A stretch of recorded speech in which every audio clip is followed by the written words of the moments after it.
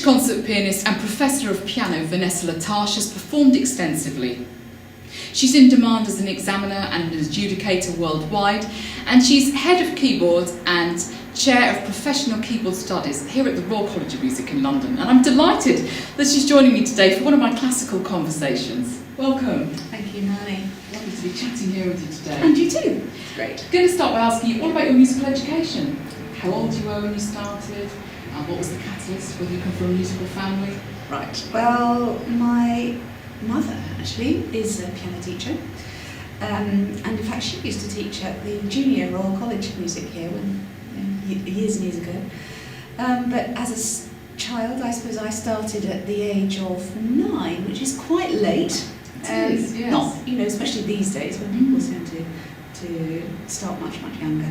But before that, I was very interested in ballet, still am actually. Love ballet. And as a teenager went through, but realised very young that actually I wasn't going to be able to be a ballerina. I'm not too big for that. So it's one of my passions, but anyway, there we are. I love music, of course, and all the music and the choreography and everything that went with it. My grandfather was my mother's father was a piano, I suppose what I'm going to call him these days, a piano technician, although in those days they used to balk at any idea of that name. And so he was a piano maker, worked for Bosendorf's actually, and also Mornington and Weston's, the British piano makers, sadly no longer with us. And he had this wonderful piano at home, and because of my mother, he would encourage me to play. And even though I was dancing, my real passion was the piano. I could sort of see it there, and I kept on trying to play by ear, and he'd teach me things by ear and by rote. So eventually, he and my mother decided that was it. Get piano lessons, get them sorted, and in those days I picked up, I think, quite quickly. And I think one of my biggest claims to fame in my life is that I managed to get through mini steps book 1 in a week. Anybody who knows me will know that that's a hilarious story from my first teacher. Big claim to fame. So which teachers then do you think were important in your development as a pianist? Well, I always think the first teacher is probably the most important in your development, how you set everything set up for you pianistically. And the most inspirational and formidable lady that I learned with, Eileen Rowe in Ealing, she taught you about sound and how to develop good sound quality. She was an amazing woman, a spinster, a big lady, but she really would work on sound as at the heart of what you did. And I suppose that to me was one of the most important aspects, still is to me, in my own teaching. I still reflect on how she teaches these days. So that was for a while. Then I had a few lessons with for a couple of years with Christopher Alton. But I came to the Royal College and studied with Kendall Taylor, who's a very interesting man to learn with, and Beethoven specialist, of course. And then when I left the college, I went to Alexander Kelly, who I think was one of the most inspirational teachers, somebody who could just bring you out of you. That's interesting, yeah, lovely man. A wonderful person, and it was just what I needed at that time. I think if you find the right teacher at the right time, that's one of the crucial elements about finding the right teacher. It's not necessarily the right teacher for you for your life, but it's at the right time of your life. Yes. So how did you develop your technique? That's a good question. Well, I wasn't brought up in sort of canon. It wasn't one of those things that I was drilled in. In fact, I suppose if anything, from the early days, always encouraged to play pieces rather than studies, and develop your technique around, find the technique to fit the piece, as it were. Right. But later on realised, when it becomes very serious in your teenage years, that you actually have to start, learning and doing some proper technical work, I suppose. But technique, I suppose, can encompass a lot of things. It doesn't necessarily mean playing fast, does it? It's how you do something, how you articulate, how you express, actually, as well. So you did a lot of competitions, I think, when you were younger. Do you think they were important, and crucially, can they still establish a concert pianist today, or do you think we've moved on from that now? Are they still important? I suppose a loaded question. It is rather, yes. Yeah. Sorry. No, it's fine. I don't mind at all. Several No, because we often talk about it here at the college, and, Right. and I'm very interested in the competition circuit. When I was in my teens, as a kid, I used to do a lot of piano festivals. That was the thing. I loved doing it. It was an opportunity to perform. It was something that you could learn your repertoire for. It was a carrot at the end of everything. You think, oh, good, I could play in the festival. It was very, very good performance experience, and I still believe in the festival movement very strongly. As regards international competitions, then of course I did quite a lot of those. With a mixed kind of response, and that's where I learned that there are many opinions on piano playing. Yes. What's good, what isn't, and it was a bit of a shock to me at the beginning, I think. But then it was a very steep learning curve, and then I appreciated that actually, that you have to. There's a sort of competition animal out there that you develop your ability to learn fast, to retain a lot of repertoire in your head from memory. Some people tend to hike the same competition repertoire around all of the competitions, and jury members often. I sit in juries myself now. You often hear some people that play the pieces for years and years and years and don't change very much. They're just kind of suitable for a competition. So it's really interesting.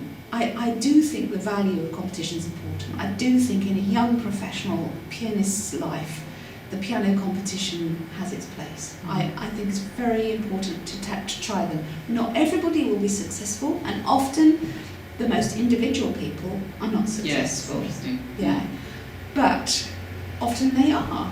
And sometimes they go into a competition for the very first time and come out with a big first prize.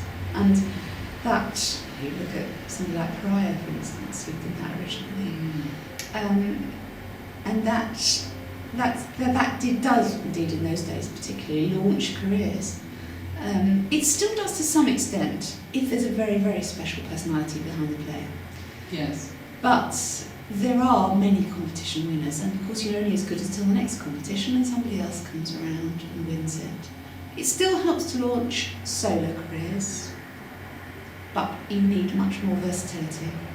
Yes. As I'm sure many people tell you that, as you know anyway. Which composers do you love to play? Well, I've always been in love with Rachmaninoff and Russian and romantic repertoire, all the R's. But I suppose nowadays my slant has gone towards Bach and Baroque music, and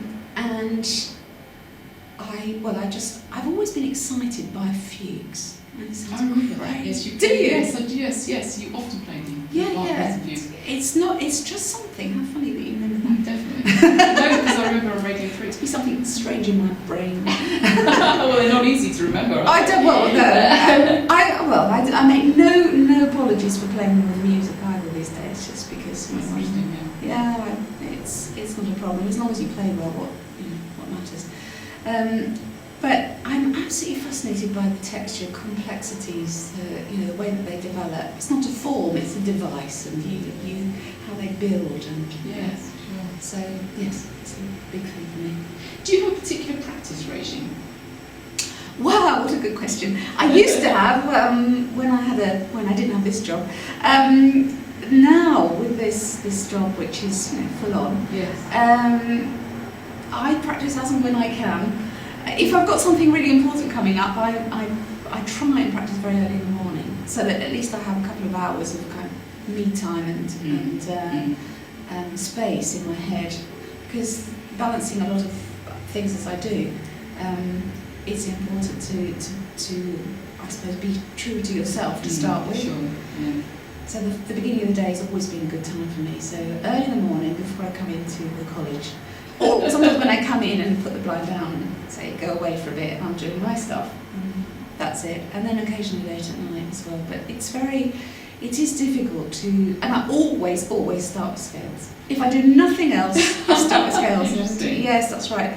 Having said I didn't have any sort of technical training, but I do always do that 20 minutes worth of scales. And it keeps you, a little bit more live, yeah. But you're head of keyboard here at the Royal Yes. College. What is it that you love about teaching? Because you taught for many years. I have. Recently. You did indeed. A long time ago. Yes, a long time ago. We won't talk about that. Too far ago. Yeah. What do I love? Well, it's always been a passion, as well as playing the piano. It's always been very important to me to nurture someone else as well, and to bring them, along. And I suppose what do I love about it? I love the communication. I love seeing somebody develop. I particularly, I'm very interested in teaching all people and all levels, and but it's at the college now. I have some very special talents, and it's just amazing to see them fly. That's great. Yeah.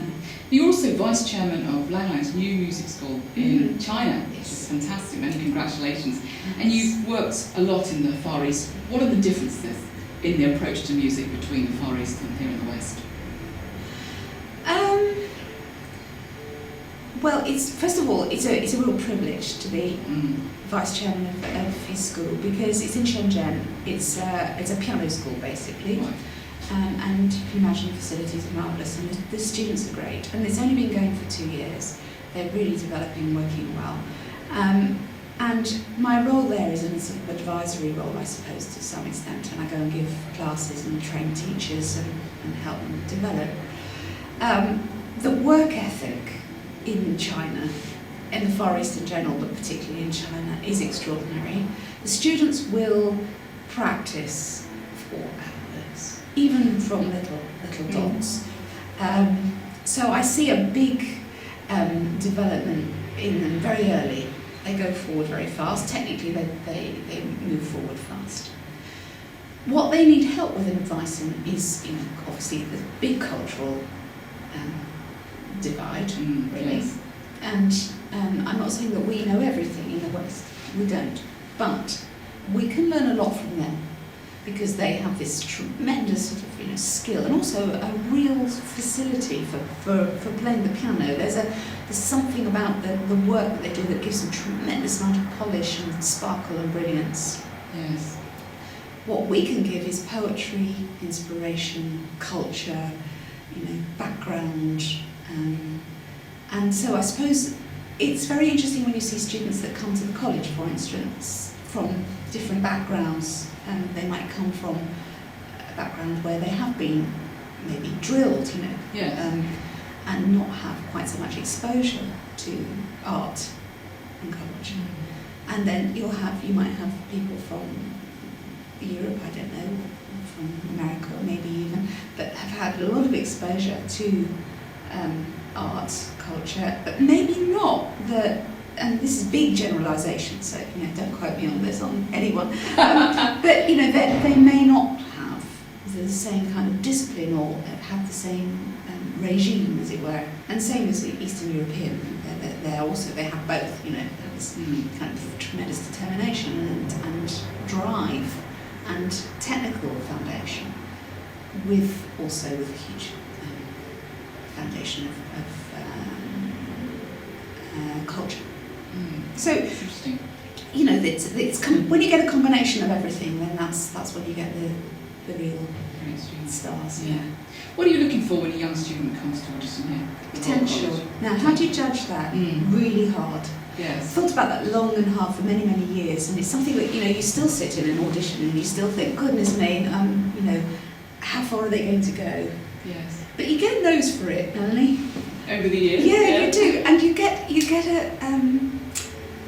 get sort of a feeling for a personality. If there's a person inside there's a personality within them that you can really unlock, and you think, yes, this person has something about them.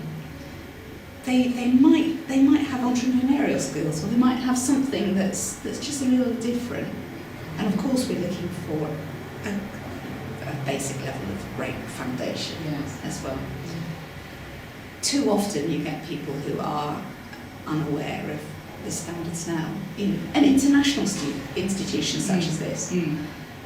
When I was a student here, which is a long time ago, and probably also when you're a student. Absolutely, it's quite a different standard, I think. Yeah, well, I don't think it's a different standard. I think it's more a different makeup of the student body. So there are different elements to it. You know, when I was here, certainly there were basically English people studying. Yes. With occasional overseas students. And when I was here, it was about 50%. Right, 50 okay. to 60%. Okay, that's interesting. Yes. Okay, so it's developed further than that now. Okay. In my faculty at the moment, we've got 160 students. It's a very big, very, very big faculty. That's big, yes. Yeah. And I think probably, I can't remember how many of them are, but I think it's about 75 are from overseas. That means outside of the EU. And then there are a lot from in the EU as well. France, Germany, Spain, Italy, Greece as well. So it's very interesting, the mix of students. So although it might not seem as if we're supporting our own as much, they're in a different field. They're having to compete internationally at audition. When perhaps when I was here, we certainly weren't having to. That's the difference. Okay. Which venues have you loved playing in? I love the Wigmore Hall. Always come back to the Wigmore. It is just so wonderful. Sound is wonderful.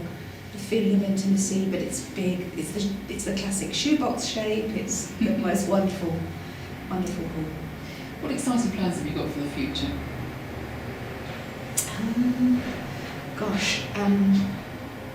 For the future, well, I suppose to continue to develop myself in terms of my repertoire, because you're always learning. To continue learning from my students, which I do learn, I hope, as much from them as they do from me. I hope so. I like to think I do, because there's never ever the same person that walks through the door. There's always a different issue with a student. Not always problems, sometimes talent. So how to handle them. It's a very, very interesting thought. To develop a little bit more with my work with Langland School, and to try and incorporate them here. We're bringing them here in November to come and play for us, actually, and to keep that liaison and collaboration going. What does playing the piano mean to you? I used to say I was married to the piano, and I suppose now I would say it's my lifeblood. It's what makes me tick. Music, not necessarily the piano, but music. And I don't know, if that was taken away from me, I don't know what to do. Thank you so much for joining me today. Pleasure. Vanessa. Thank you.